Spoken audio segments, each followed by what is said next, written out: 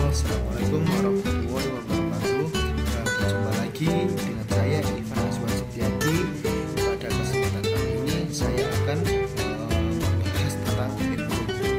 Sebelum masuk EEPROM, perlu kita ketahui di dalam microcontroller khususnya Arduino yang sekarang kita bahas ini terdapat 3 memori utama, yaitu ada flash memory, SRAM, dan EEPROM. Nah, flash memory ini yang pertama adalah flash memory. Flash memory ini digunakan untuk menyimpan sket atau program dari Arduino. Lalu ada SRAM atau Static Random Access Memory. Memori ini digunakan untuk menyimpan data-data atau variabel sementara pada Arduino.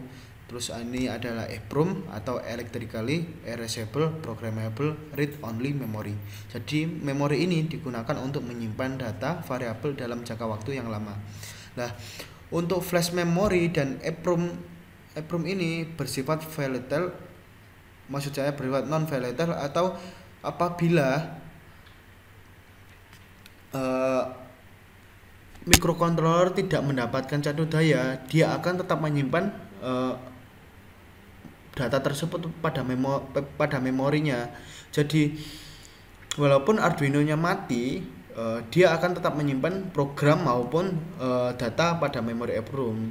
Nah, terus SRAM ini bersifat volatile, atau jika dia tidak mendapatkan sumber atau catur daya, dia akan memorinya akan terhapus. Jadi dia itu tidak menyimpan memori ketika apabila sudah, misalnya ya, kalau Arduino berjalan dan dia di memori RAM tersebut ada data, misalnya datanya adalah variabel, di dalam variabel itu ada memori data 25. Nah, jadi ketika Arduino mati, datanya akan terhapus otomatis, data dalam variabel tersebut adalah 0. Jadi seperti itu. Ya, kita langsung masuk ke EEPROM ya. Kita pilih file. Nah, di sini pada kesempatan kali ini saya akan membahas tentang EEPROM read. Ya, kita klik ininya. Oke. Ini adalah program dari EEPROM read. Nah, pada EEPROM read ini terdapat include EEPROM, dan ini ada integer address. Include EEPROM ini digunakan untuk menambahkan file library dari EEPROM ini, dan ini ada integer address. Integer address ini variabel yang berisikan data 0 yang bertipe katakan integer, dan ini byte value, dan ini ada void setup. Terus ada serial begin untuk membuka serialnya, dan ini while serial untuk membuka serialnya. Terus ini ada value sama dengan EEPROM.read dalam kurung address. Nah, jadi ini digunakan untuk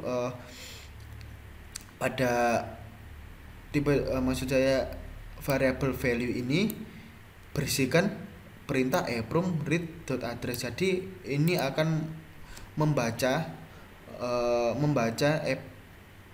pada variabel address ini. Terus ini adalah serial print. Ya, jadi ini akan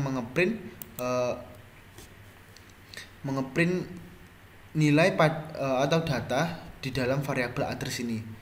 Terus ini adalah T, ini adalah sama dengan ini menyambung ke samping lah. Terus adalah value atau value. Nah, value ini, di dalam value ini adalah EEPROM.read address. Nah, jadi ini di dalam variabel value ini adalah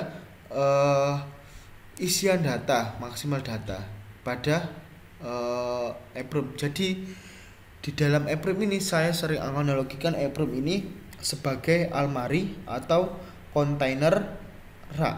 Jadi pada kontainer rak atau almari itu kan terdapat locker atau slot ya. Nah, locker atau slot itu saya analogikan pada EEPROM itu adalah address. Nah, addressnya pada EEPROM ini terdapat 1023 atau 1023 slot. Nah, jadi loker tersebut di dalam almari itu ada berjumlah adalah 1023, dan pada loker tersebut terdapat value atau isian data. Nah, isian data pada EEPROM ini terbatas, maksimal hanya 255 jumlah data, atau pada nilai biner ada 8 bit. Ya, kita lanjutkan. Ini ada serial print learn untuk ngeprint ke bawah, menggeser ke bawahnya adalah 0. Dan ini ada address sama dengan address plus 1.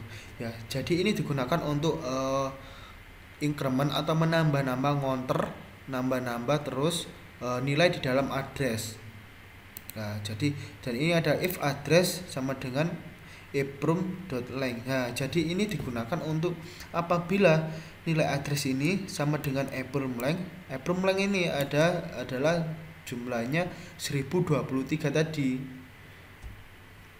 Dan ini address sama dengan 0. Nah, apabila nilai address ini sama dengan nilai EEPROM ini, atau apabila nilai address adalah 1023, dia akan nilai addressnya akan kembali lagi ke 0. Jadi seperti itu. Dan ini adalah delay 5000, digunakan untuk mencetak ini, menjalankan semua ini ada delaynya 5000, ini dalam satuan milisekund, jadi ada setengah detik. Ya, seperti itu. Kita langsung compile ya untuk mendapatkan file directory. Kita compile. Nah, kita masuk ke Proteus. Ya, di sini kita menggunakan Proteus versi 7, dan kita tambahkan, kita cari file Arduino pada komponen ini. Kita Arduino Uno, kita klik OK. Ya, sebelumnya pada Proteus ini tidak dibekali dengan library Arduino, jadi kita harus menambahkan sendiri atau download sendiri dan menambahkan library Arduino ke Proteus. Pada tutorial sebelumnya atau pada pertemuan pertama, saya sudah mencontohkan cara untuk menambahkan file library dari Arduino ke Proteus. Jadi bisa teman-teman lihat pada pertemuan pertama, yaitu pada pertemuan yang membahas tentang bare minimum. Ya, oke. Langsung kita juga yang kita perlukan adalah virtual terminal. Jadi virtual terminal ini digunakan untuk sebagai kita melihat data pada serialnya, atau kita simulasi kan ya pada Proteusnya. Di dalam Proteus ini tidak dibekali dengan serial monitor untuk Arduino. Jadi kita menambahkan file tambahan, yaitu ini ada virtual terminal, digunakan untuk melihat data serial pada Arduino. Ya, kita hubungkan antara RX atau receiver dari virtual terminal, kita hubungkan pada TX Arduino yang beralamatkan pada pin 1.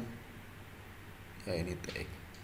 Nah, kita gunakan komunikasi satu arah karena dari microcontroller Arduino microcontroller ini kita transfer datanya ke virtual terminal. Jadi virtual terminal ini digunakan untuk melihat data yang ada pada serial dari Arduino, seperti itu. Ya, kita lihat apakah sudah selesai tadi. Oh, sudah selesai. Ya, untuk simulasi kita perlu menambahkan atau mencari file directory dari program ini, yaitu yang